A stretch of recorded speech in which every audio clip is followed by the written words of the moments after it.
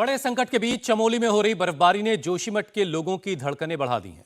मुख्यमंत्री धामी आज हालात का जायजा लेने के लिए जोशीमठ पहुंचने वाले थे, लेकिन उनका यह दौरा फिलहाल रद्द हो गया है। जोशीमठ में जैसे जैसे मौसम बदल रहा है, खतरा बढ़ता जा रहा है। जोशीमठ बचेगा या नहीं, ये सवाल हर किसी के जहन में है। साइंटिस्ट और एक्सपर्ट्स दावा कर रहे हैं कि जोशीमठ के किसी एक हिस्से पर नहीं, बल्कि पूरे जोशीमठ पर खतरा है। जोशीमठ को बचाने के लिए युद्ध स्तर पर काम हो रहा है। अलग अलग इंस्टीट्यूशन के साइंटिस्ट की टीम जोशीमठ के सिचुएशन को एग्जामिन करने में लगी है। सरकार लोगों तक लगातार मदद पहुंचा रही है, लेकिन जोशीमठ पर खतरा बना हुआ है। जोशीमठ को बचाने के लिए सरकार का प्लान क्या है, इस खास रिपोर्ट में देखिए। जोशीमठ में खतरा कितना टला और कितना बचा, इसे 3 बातों से समझा जा सकता है। पहला, पहाड़ के अंदर क्या चल रहा है। दूसरा, पहाड़ के बाहर क्या दिख रहा है। और तीसरा, वो जो दिख बिल्कुल नहीं रहा, सिर्फ उसकी आहट सुनाई दे रही है। जोशीमठ का पूरा सिनेरियो, जोशीमठ की हिडन पिक्चर इसी में छिपी है।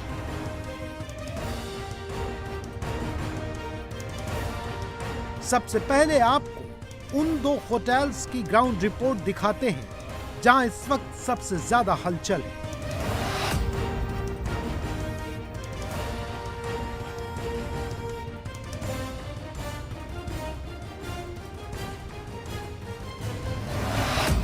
होटल माउंट व्यू और होटल मलारी इन। इस वक्त इन दोनों होटल्स को गिराने का ऑपरेशन चल रहा है। इन्हें क्यों गिराया जा रहा है, यह समझने के लिए आपके सामने एग्जैक्ट पिक्चर रखने के लिए इंडिया टीवी रिपोर्टर अभय पराशर पहाड़ी रास्ते से होते हुए करीब 4 किलोमीटर नीचे गए।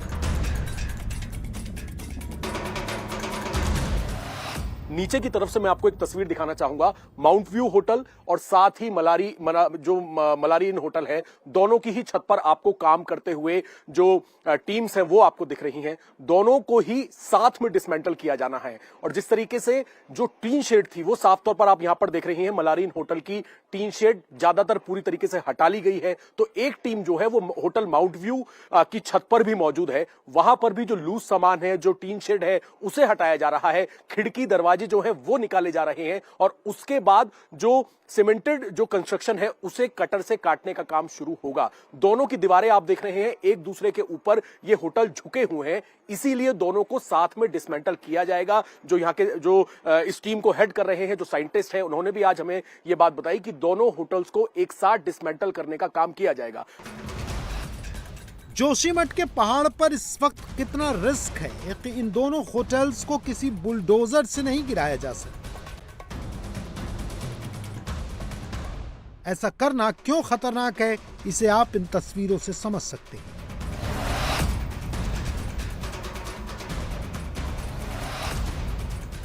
होटल मलारी इन और होटल माउंट व्यू के एक तरफ सड़क है और दूसरी तरफ घाटी।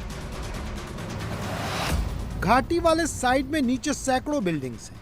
अगर इन होटल्स के नीचे की जमीन दरकी और होटल का मलबा गिरा तो नीचे मौजूद सैकड़ों बिल्डिंग्स को खतरा हो सकता है। इसलिए दोनों होटल्स को गिराने के लिए एक्सपर्ट एक एक चीज का ध्यान दे रहे हैं। ये ऊपर से क्यों कर रहे हैं, क्योंकि हम नीचे से अगर कुछ करेंगे उसको डिमोलिशन, सारे पूरा बिल्डिंग नीचे आ जाएगी, उससे एक कंपन पैदा होगी जमीन में। उसको अवॉइड करने के लिए हम ऊपर से अनलोडिंग कर रहे हैं। पहले नॉन स्ट्रक्चरल एलिमेंट्स कर रहे हैं, जैसे आप देख रहे हैं खिड़की, दरवाजे, ग्लास पैनल्स या जो ऊपर एक शेड है उसका टीन चादरें उतार रहे हैं। उसके बाद आपके सामने आएगा कंक्रीट बिल्डिंग। तो उसमें भी 2 ये होता है, एक नॉन लोड बियरिंग एलिमेंट्स होते हैं जिसमें जैसे दीवार होते हैं वो कोई लोड नहीं लेता है, हमारा कॉलम्स, बीम्स ये लोड लेते हैं। तो इसलिए जो नॉन लोड बियरिंग एलिमेंट्स हैं उसको हम लोग ब्रेकर से या कटर से काट के पीस वाइज निकालेंगे, उस मलबा को निकालेंगे और उसके बाद आपके सामने एक ढांचा आएगा जिसमें सिर्फ कॉलम्स जो पिलर्स हैं और बीम्स हैं जो कॉलम्स को जोड़ते हैं और ऊपर एक छत, ये 3 चीजें आपको दिखाई पड़ेगी हर मंजिले का। उसके बाद फिर हम ऊपर से छत को तोड़ेंगे, फिर बीम्स को ये करेंगे, फिर कॉलम्स को ये करेंगे। जोशीमठ में जहां ये दोनों होटल हैं, उनसे करीब 5 किलोमीटर दूर पहाड़ पर नीचे की तरफ सिंघाधार इलाका है।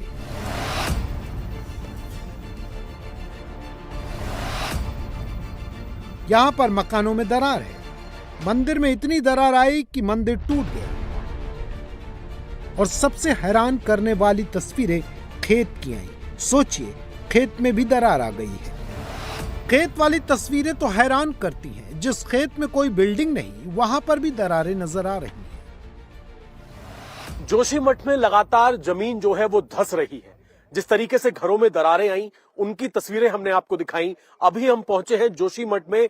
सिंघधार एक जगह पड़ती है।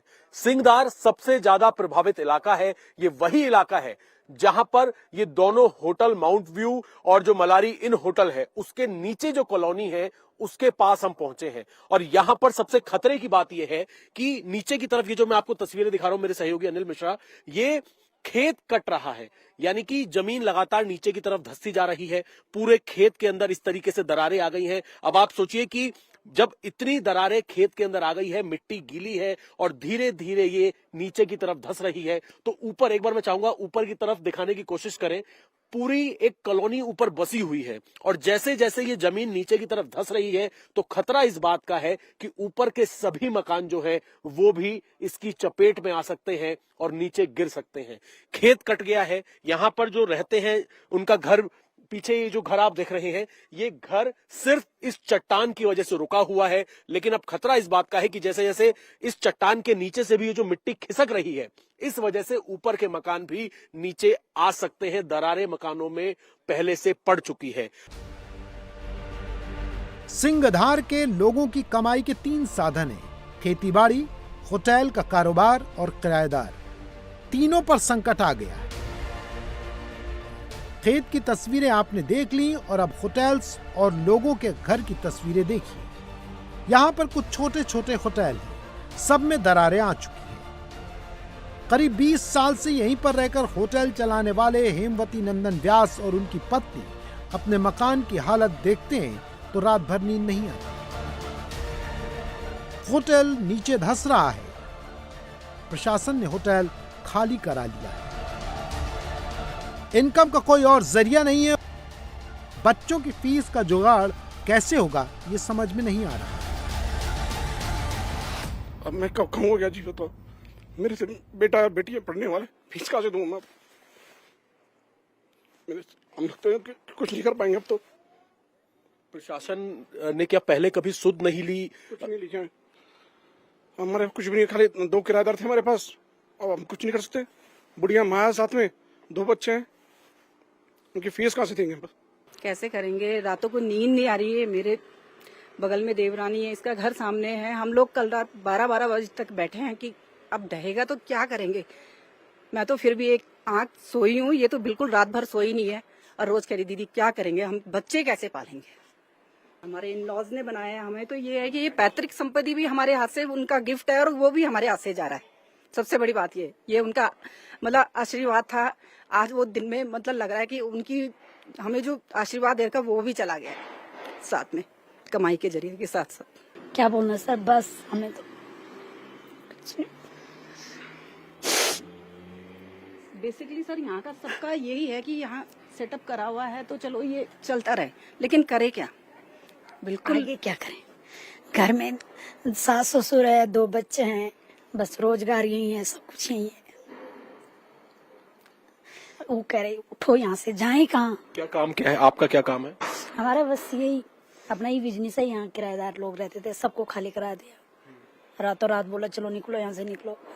यहीं से हमारा घर चलता है। आपके घर में भी दरार आ गई है बेसमेंट में? जी, दरारें आ रखी है, मतलब हर दिन बढ़ रही है। जोशीमठ के हर घर में यही टेंशन है, कब किसका घर गिर जाए कुछ कहा नहीं जा सकता। यहाँ के हर घर पर खतरा मंडरा रहा है। हर रोज करीब आधा सेंटीमीटर जमीन धंस रही है। 12 दिन में 5.4 सेंटीमीटर जमीन धंस गई है। इसका मतलब साफ है कि पूरा जोशीमठ धीरे धीरे धंसता जा रहा है। सरकार कह रही है कि 75% जोशीमठ सेफ है। एक्सपर्ट कह रहे हैं पूरा जोशीमठ खतरे में है। ये किसी के मकानों को तोड़ा नहीं जा रहा है, आवश्यकता पड़ने पर उनको खाली करवाया जा रहा है। वहाँ पर सर्वे करने वाली टीम काम कर रही है। बाकी जनजीवन वहाँ का सामान्य है, 60% से ज़्यादा चीज़ें सामान्य रूप से चल रही हैं और हम जो पुनर्वास की कार्रवाई है उसको पूरी प्लानिंग के साथ कर रहे हैं। 90 के आसपास परिवार होंगे जिनको शिफ्ट किया जा चुका है अभी तक, और जहाँ जहाँ भी लग रहा है कि उनको शिफ्ट करने की आवश्यकता उनको शिफ्ट किया जा रहा है। और फौरी तौर पर अंतरिम राहत के रूप में 1.5 लाख रुपए की धनराशि देना वहाँ पर प्रारंभ कर दिया है, कल से ही प्रारंभ हो गई है। जोशीमठ में शंका, आशंका, खतरे और खौफ के बीच कुछ राहत की तस्वीरें भी सामने आ रही हैं। जोशीमठ के मारवाड़ी गांव में जिस झरने के रहस्य को लोग समझ नहीं पा रहे थे, जिस झरने को जोशीमठ की तबाही की बड़ी वजह माना जा रहा था, अब वहां पानी की स्पीड कम हो गई है। पहले जिस तेजी के साथ पानी का रिसाव हो रहा था, अब वो बहुत कम हो गया है। जेपी नगर के सामने मारवाड़ी गांव के पास जो झरना निकला था उसमें पानी निकलना लगभग खत्म हो गया है और ये जोशीमठ के लिए अब तक की सबसे अच्छी खबर है। ये झरना हमने आपको दिखाया था और यहाँ के फ्लो की तस्वीरें भी आपने देखी होंगी। अब पानी कम इतना है कि वो छिटक कर दूर तक आ रहा है और यहाँ पानी बहुत ही कम मात्रा में निकल रहा है। इसी पानी को जोशीमठ की समस्या के लिए जिम्मेदार माना गया था और जब ये पानी कम होने लगा है तो आप समझ सकते हैं कि जोशीमठ वालों के लिए इससे अच्छी राहत की खबर नहीं हो सकती थी। शुरुआत में इस झरने में 450 से 500 लीटर प्रति घंटे की रफ्तार से पानी निकल रहा था और हमने लगातार आपको यहां से निकलता हुआ पानी दिखाया है और आज ये लगभग खत्म होने की कगार पर है। जोशीमठ में पहाड़ के नीचे क्या चल रहा है, इसकी स्टडी की जा रही है। जियोफिजिकल साइंटिस्ट और एक्सपर्ट्स इस काम में जुटे हैं। माना यह जा रहा है कि खतरा भी टला नहीं है। जोशीमठ में जिस तरह अनप्लान्ड कंस्ट्रक्शन हुआ, बड़े बड़े प्रोजेक्ट्स के काम हुए, उससे जोशीमठ की सिचुएशन को स्टेबल करने के लिए हर कोशिश की जा रही है। पहले तेजी से 2 तारीख के बाद क्रैक्स डेवलप हुए थे, 2 के बाद और उसके कुछ दिनों में, तो उसमें एक ठहराव आया है। जो पहले लगातार क्रैक्स बढ़ते जा रहे थे वो उस तरह से नहीं बढ़ रहे हैं और जो पानी का रिसाव भी था जेपी टाउनशिप के नीचे वो भी काफी अब कम हो गया है। जहां 2 तारीख और 3 तारीख को 550 एलपीएम था, आज के दिन में वो 177 एलपीएम है।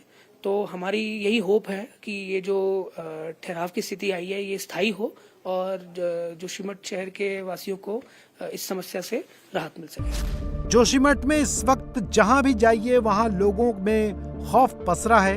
मनोहर गांव की तस्वीरें इसका सबसे लेटेस्ट एग्जाम्पल हैं। यहाँ पूरा का पूरा गांव डेंजर जोन में आ गया है। घर के बाहर क्रॉस के निशान लगा दिए गए हैं। घर के अंदर दीवार की दरारें काफी चौड़ी हो गई हैं।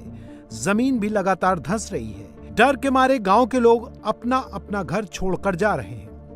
इस वक्त हम मौजूद है मनोहर गांव में और इस तरीके से आप यहां पर तस्वीरें देख रहे हैं। लोग, क्योंकि इस पूरे गांव को डेंजर घोषित कर दिया गया है, यहां पर जमीन लगातार खिसक रही है। जो मकान है वहां से लोग अपने फ्रिज सिलेंडर लेकर बाहर आ रहे हैं, घरों से निकलने को मजबूर हैं अपना आशियाना छोड़ के, क्योंकि जो इनका आशियाना था, जिस तरीके से यहां पर एक त्रासदी जैसी स्थिति है, घरों में दरारें पड़ गई हैं, तो लोग अपने सामान को लेकर कहीं और जाने को मजबूर हो गए हैं। सिलेंडर, फ्रिज, पूरा सामान जो है यहाँ पर इस गांव के लोगों के घरों का रखा हुआ है। क्या नाम है सर आपका? भूपेंद्र पांडे। भूपेंद्र जी, आप अभी सिलेंडर लेकर ऊपर आ रहे थे, क्या हो रहा है नीचे? क्या पूरा इलाका डेंजर घोषित हो गया है? पूरा डेंजर हो गया है। बीच में एक आध मकाने बची है, वहाँ भी डेंजर ही है, पूरा खिसक रहा है। ये पावर प्रोजेक्ट की वजह से टनल ब्लास्ट कर रहे हैं, पूरा जोशीमठ को खतरा है। आने वाले भविष्य में जोशीमठ सुरक्षित है ही नहीं। मनोहर गांव में रहने वाली कश्मीरी देवी का पूरा परिवार यहीं पर रहता है। 4 पीढ़ियों से वो यहीं पर रहते आए हैं। पहले पैसे कम थे तो मकान छोटा था, बेटा कमाने लगा तो मकान भी बड़ा हो गया, लेकिन अब सब कुछ खत्म हो जाएगा। मकान भी टूट जाएगा, किराएदार भी छूट जाएंगे। घर कैसे चलेगा कुछ नहीं पता। कितने सालों से रह रहे हम यहाँ, बुढ़े हो गए, जाने वाले हैं हम। इतना नुकसान देखो तो तुम, इतनी मेहनत से बनाया, हमने बनाया, बच्चों ने बनाया, इतनी मेहनत से कर दिया। कहाँ जाएंगे बच्चे? अपने रोजगार भी गया, अपनी रोजी रोटी सब कुछ चले गए। अब हम कहाँ जाएंगे? ये लोग ही यहाँ नहीं है, हम कहाँ जाएंगे? अब मायका भी हमारा गया।